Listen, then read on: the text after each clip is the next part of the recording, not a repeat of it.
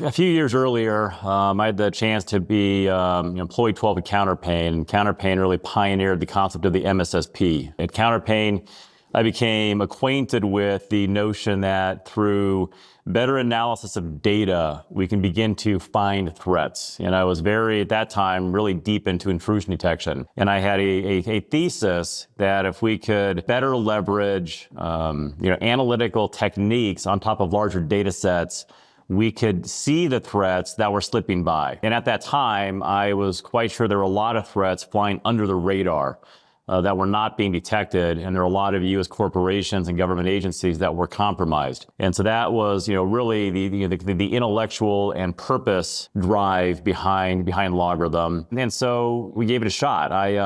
Through a serendipitous event, I found myself, back in Colorado. I was living in D.C. at the time for a different company I had joined, and I had a conversation with an old friend of mine who's wrapping up his PhD in physics, and I began talking about my thesis around data analytics. And he said, "Yeah, it's interesting. I was doing that for Los Alamos Labs, but I was doing analysis to see if missiles in silos for 20 years would still go boom." And I said, "Hey, that's well, if you can figure out if missiles still go boom 20 years through analyzing, readings and signals off of uranium that is, half-lifing, you can probably tackle this problem." And so we teamed up.